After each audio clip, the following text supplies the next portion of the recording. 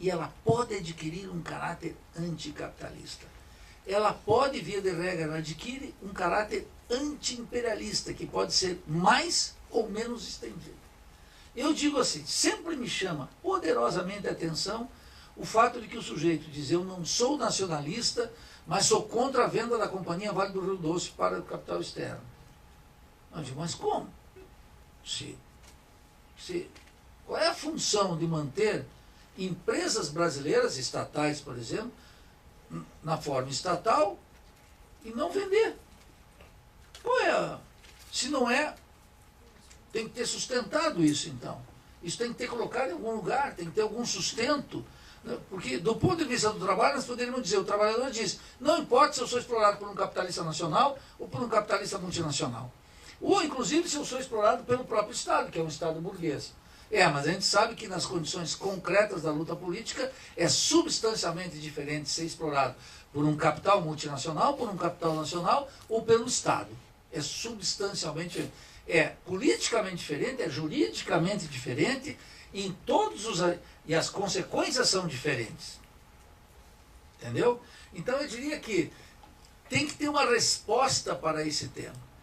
É claro, todos aqueles que dizem o seguinte, olha, eu tenho muito temor da política nacionalista, eu diria, na verdade tem temor do nacionalismo burguês. E tem um nacionalismo burguês, queria dizer mais, é um nacionalismo burguês dominante. No nacionalismo latino-americano, o nacionalismo é dominante, o nacionalismo burguês. É ele que dá as cartas.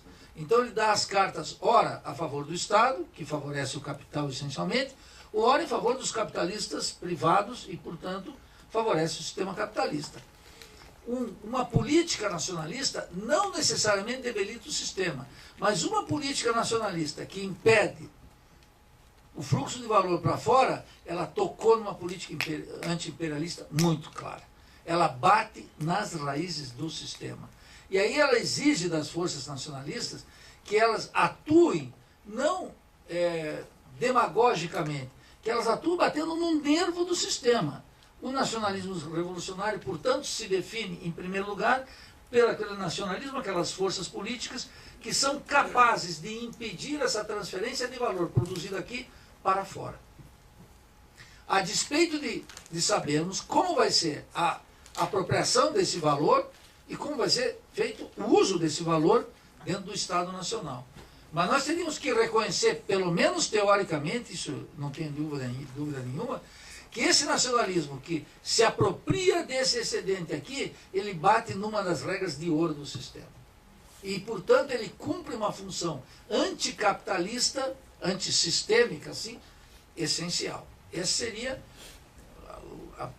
digamos, o primeiro ponto para desenvolver o tema do nacionalismo. Segundo, que não me parece... Bom, vamos pegar um exemplo contundente disso. A renda da terra estava crescendo. O que os chineses fizeram? Os chineses vieram aqui na América Latina, vieram aqui no Brasil e começaram a comprar terras. E começaram a comprar, onde deu, eles começaram a comprar terra. De repente, a presidente Dilma, que não é chegada a nenhum surto nacionalista, embora tenha sido brisolista, o que ela fez? Proibiu a venda de terras a estrangeiros. Como uma forma de dizer assim, a propriedade da terra permite a produção de valor e uma exportação do valor que de outra forma está impedida. Então, o que a presidente soltou um decreto e proibiu a venda de terra para estrangeiros. Decreto não, uma medida provisória. Lançou uma medida provisória, daquelas que não vai ser nunca votada, então já entra em vigência, etc., que é 90 dias, né? 90 dias. Professor, também assim, essa questão da lei da terra, isso já havia essa proibição, o estrangeiro teria uma certa direito de adquirir uma certa cota. Sim. Só. Quer dizer, é lei em cima de lei. Apareceu, por exemplo, uma das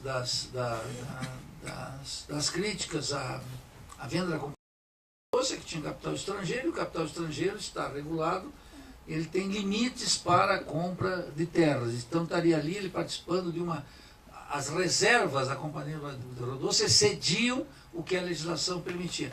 Isso sempre existiu, mas de qualquer forma quer dizer, Uma medida como essa é uma medida que toca nesse mecanismo fundamental. Então, desde a perspectiva da teoria marxista da dependência, em que a transferência de valor é algo essencial, o nacionalismo, quando bate nisso, bate num mecanismo essencial da acumulação de capital e, portanto, assume uma função antissistêmica e, eu diria, anticapitalista. Isso nos permite, portanto, concluir que nem todo nacionalismo é burguês. E é por isso, aí vem um segundo aspecto. Agora, por que esse nacionalismo é burguês? Vamos verificar o seguinte. É porque, de maneira cosmética, de maneira demagógica, sem substância, a esquerda, historicamente, sobretudo pós-ditadura, aqui, entregou a bandeira do nacionalismo para a direita. Vou dar um exemplo disso, que foi, não o junho de 2013, mas as manifestações pelo impeachment foram manifestações atravessadas pela bandeira verde e amarela, e saíram aquelas ordens quase que em defesa da nação, e todo mundo que nem está, eu, por exemplo, que não derramava lágrimas pelo impeachment da presidente Dilma, nenhuma, nada. Fiquei ali vendo, dizendo o seguinte, é claro que aquilo era apavorante, vendo aquelas massas entoando o hino nacional em favor da queda de uma presidente que, obviamente, teria implicações contra a vida dos trabalhadores muito claras, mais acentuadas do que aquelas produzidas pela própria ex-presidente, que era o programa de ajuste dela. Ela já fazia um programa de ajuste que afetava duramente os trabalhadores. E a queda dela implicaria em dizer assim, bom, agora vai ser um Deus nos acuda, como de fato está ocorrendo. Agora, isso foi feito durante muito tempo, quase que em defesa da nação. Os caras iam lá, pegavam aquelas forças políticas, pegavam a bandeira e etc. E começavam com aquela frase, que dito para alguns aqui, eles gostariam, que é o seguinte, vá para Cuba. Vá para Cuba. Então vai para Cuba, seu comunista, e vá para Venezuela. E não sei para onde. Era para todos esses países aí, bolivarianos, etc. e tal. Que é o seguinte, aí já é uma exploração mais grotesca, mas igualmente eficaz, de afirmação desse nacionalismo de direita que é dominante. E a esquerda, como é incapaz de defender a nação, as cores da nação, entregou de mão beijada para esses setores uma bandeira que não pode ser deles. E ocorreu algo que era muito significativo.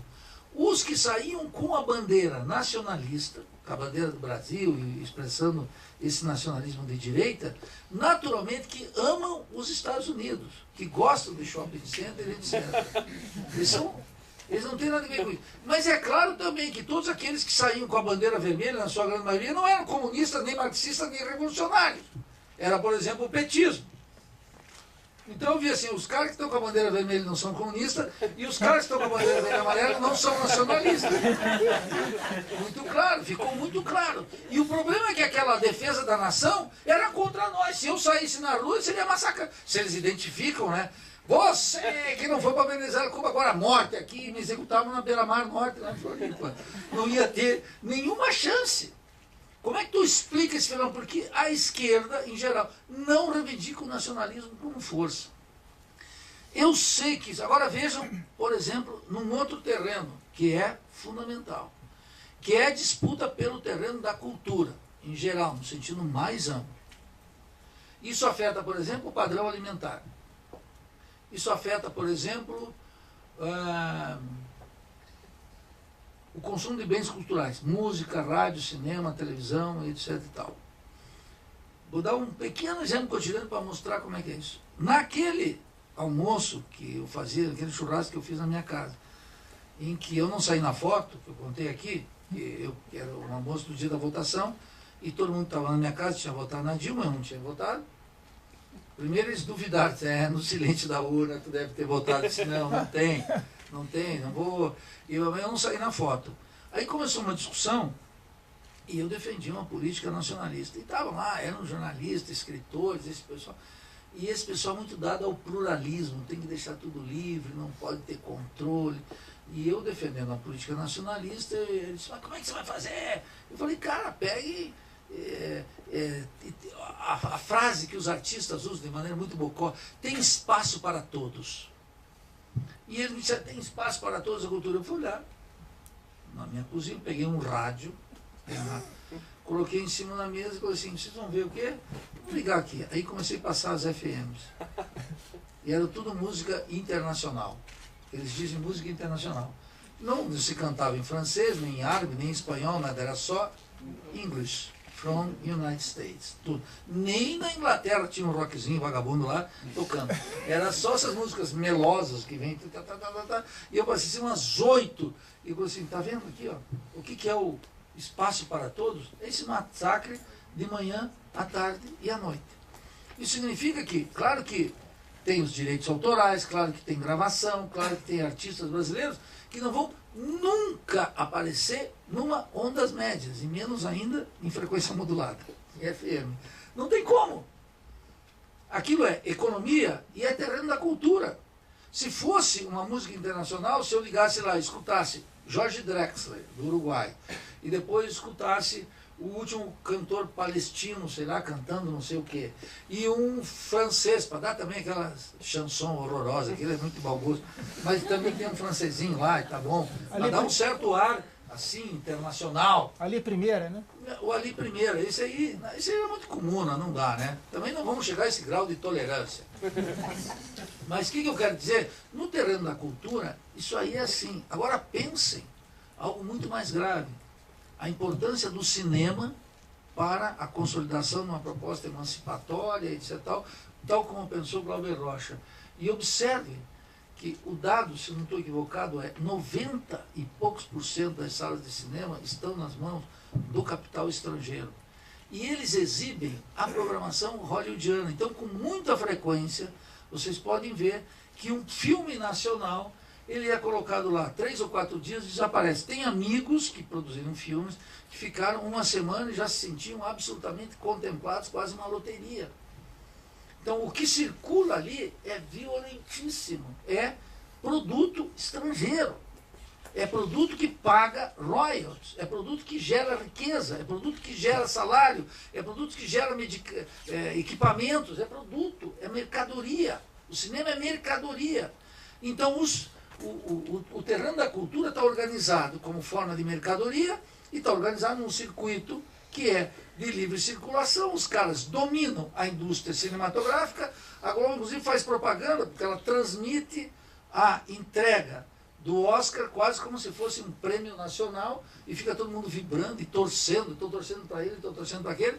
E em seguida começa a aterrissar aqui os filmes que enchem as bilheterias, e a gente fica sabendo que o último filme de Oliver Stone vendeu 24 milhões na primeira semana, na segunda semana mais 6, na terceira etc e tal, e a indústria nacional de cinema não existe. E aí a dor da gente não sai no cinema. Não tem identidade, não tem cultura, não tem coisa alguma.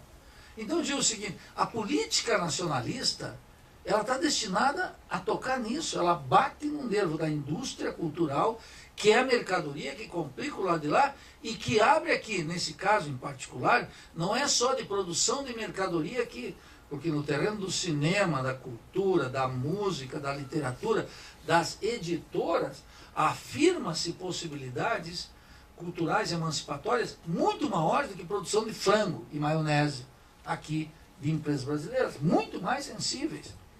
Então, quer dizer, nesse contexto, eu tenho um povo aí que está organizando, o Ailton, o Fábio, etc., um debate em agosto lá no SESC, que eu venho aqui para falar sobre dependência e cultura, não é? Que tem um lastro muito grande sobre isso aí. Então, no terreno da cultura, o que está acontecendo? Esse internacionalismo, ele é um internacionalismo colonizante de maneira muito intensa. E uma política nacionalista, por mais forte, sistemática que seja, ela tem como adversário a indústria cultural dos países centrais, que é gigantesca, gigantesca. Então, por exemplo, olha só, não estou falando só dos Estados Unidos, pense em Espanha e Portugal. Vou pensar o caso de Espanha.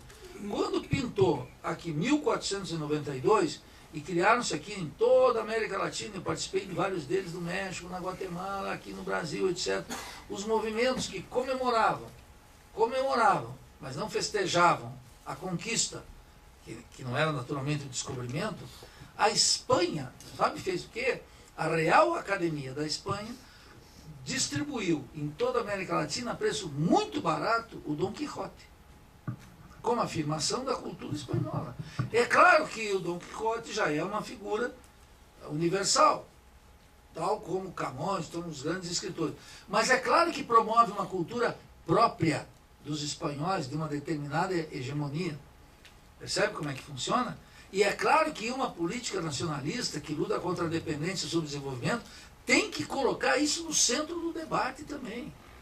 Imagine agora em que a televisão joga esse papel que tem, que o cinema joga esse papel que tem, e que as chamadas redes sociais tão inofensivas, e alguns ainda acham tão emancipatórias, o que se consome ali, se não os produtos culturais produzidos pela indústria cultural? Ganhou uma difusão mais gigantesca ainda, muito mais forte, muito mais violenta, muito mais perversa, entende? Porque o que se divulga ali? As pessoas podem ver, uma grande parte do tempo é produto estrangeiro. Então, vejam como isso tem implicações. E agora, o que nós precisamos fazer, por último? Eu queria dizer o seguinte: desde a teoria marxista, a gente tem que ter uma fundamentação para isso, mas é preciso entender uma coisa. Nós precisamos teorizar sobre esse nacionalismo, porque senão ele vai ser exclusivamente um nacionalismo funcional à direita brasileira e às classes dominantes. E é por isso que a esquerda precisa discutir isso com muita força, com muita disciplina, colocar isso como uma prioridade. A teorização, uma teoria sobre o nacionalismo, e em que circunstâncias ele pode adquirir um caráter revolucionário, contestatório, antiburguês, anti-imperialista, mais profundo, para ser uma arma da revolução. Não tem outra alternativa. Vejam como o negócio é perverso, e com isso eu queria então abrir para o nosso debate aqui. Qualquer manifestação de defesa da cultura brasileira, de defesa, veja como é perverso. Quando saiu esse escândalo da corrupção das indústrias da carne, subitamente apareceu o nacionalismo burguês.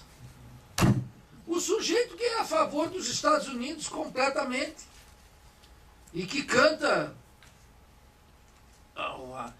o hino estadunidense aí, a capela de manhã cedo na casa dele. O sujeito saiu em defesa das empresas nacionais brasileiras. E como se ridiculariza qualquer coisa que seja em defesa da cultura nacional. Vou dar só um exemplo. Quando o deputado Aldo Rebelo, ele era meu amigo no movimento estudantil, depois virou do governo, ele já não é que não é meu amigo, eu não encontrei mais. O Aldo começou a discutir o problema do idioma e o uso de palavras estrangeiras no idioma, no português. Todo mundo diz assim, bom, coisa ridícula, foi objeto de ridicularização tremenda. Eu conheci o Aldo, no encontro lá na Venezuela, quando disse só de maneira anedótica, ele na verdade, me abriu os olhos para Abreu e Lima, que é o general Abreu e Lima, filho do padre Roma, derrotado da Revolução Pernambucana, que se torna braço direito de Simão Bolívar, porque um dia em Caracas, caminhando por lá, me encontro com uma estátua e estava Abreu e Lima. Eu falei, pô, isso aqui é Portuga, isso aqui não é espanhol. Aí chego no hotel, era um encontro sobre a dívida, estava lá o Aldo, estava o Suplicy, a gente todo dia conversava, a conversa demorava muito, porque o Suplicy é muito lento para falar. É muito gente fina, o Suplicy é muito gente fina. Mas se você só pode conversar com o Suplicy se tu tiver tempo. Se for uma conversa rápida, não sente. Porque ele, para expressar a primeira ideia, ele vai demorar uns 5 minutos, lentamente, com calma. Um senador é um gentleman, né? Ele é por isso que vai ser eterno aqui em São Paulo, é uma figura legal. Apesar de ser petista, é uma figura muito legal. Então, nós sentávamos todo dia para conversar, e o Aldo começou a falar de Abreu e Lima, e etc e tal, que era um general, e me contou toda a história, tem um movimento para dar a patente de general para ele aqui. Aí eu comecei a ver. E o Aldo é um nacionalista, ele foi ridicularizado por isso. Mas eu vou dar o exemplo que eu queria mostrar assim. Lendo os textos de estéticas de Adam Smith, esse inglês. Vamos falar aqui para o nosso Lorde. Os textos, Adam Smith, o que diz? Adam Smith tem um texto onde ele está pé da cara com a introdução de palavras francesas no inglês. E imagine que Adam Smith está escrevendo em 1776, 1780, 1790. E imagine que nesse período a disputa entre França e Inglaterra pela hegemonia do Mediterrâneo não está decidida. Só se decide em 1830. Então Adam Smith está olhando aquilo onde ele vê um francês, ele vê um inimigo da humanidade. E ele começou a dizer assim, olha, eu não entendo por que tem uns bocó aí introduzindo palavras afrancesadas aqui, quando nós no inglês temos palavras muito mais precisas e extraordinariamente mais potentes para expressar as teorias. E um era a discussão dele sobre o development, ele diz que vem importado do francês, e faz toda uma digressão e etc e tal.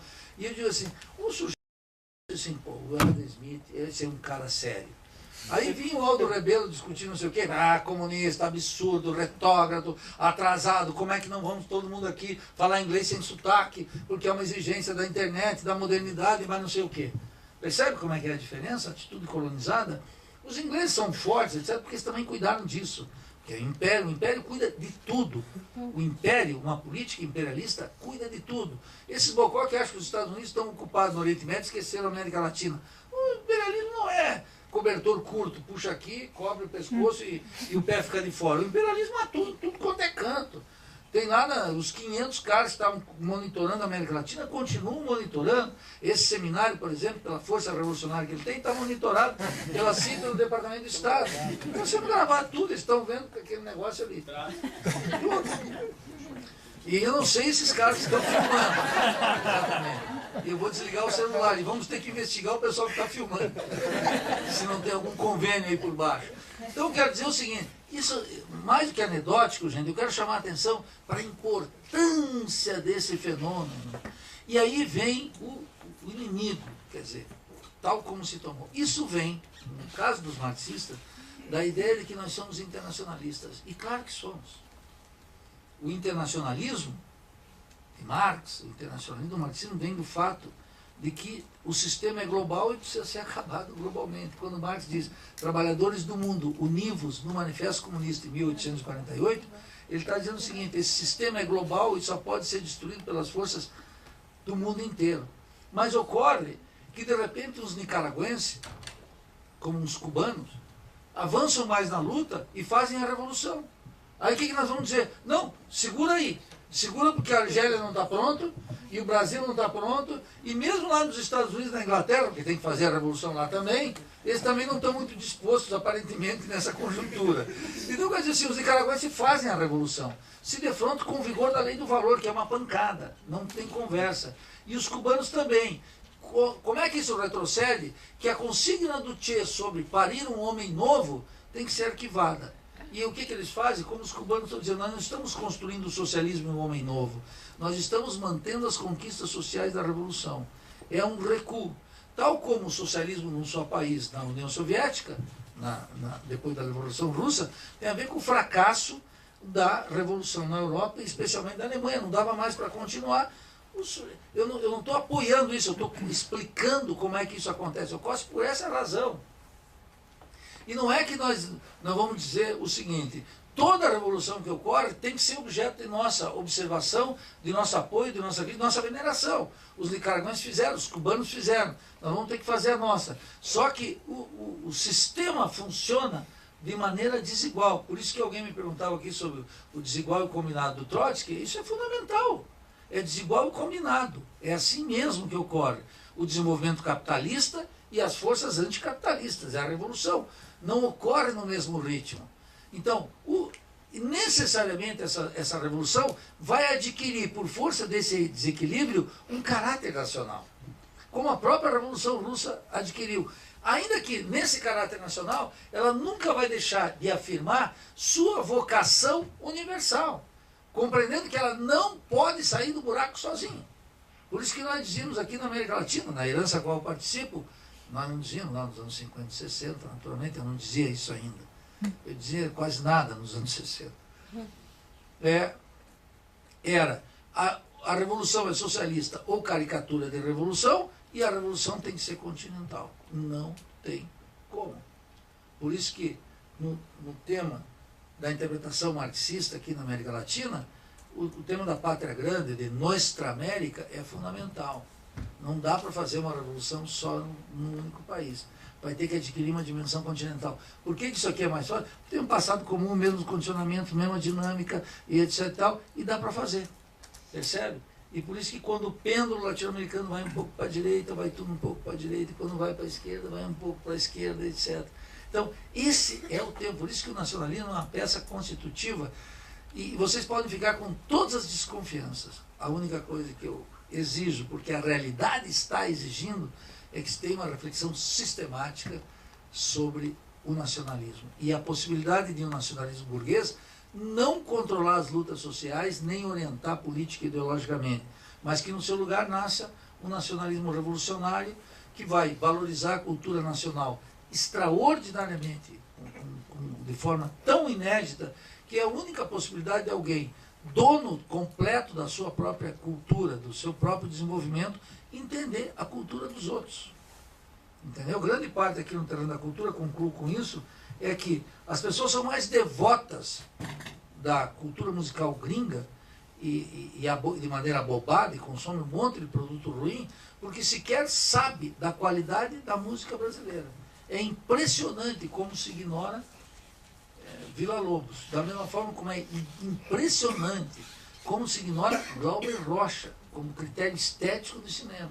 E como, em consequência, se gosta de qualquer produto de quinta categoria que vem de lá. Se nós tivéssemos armado desse critério estético aqui com muito mais força, seríamos muito mais seletivos da cultura gringa, da cultura francesa, da cultura... e poderíamos entendê-los melhor e pegar o que tem de melhor no lado de lá. E não pegar o lixo e a mercadoria que vem do lado de lá.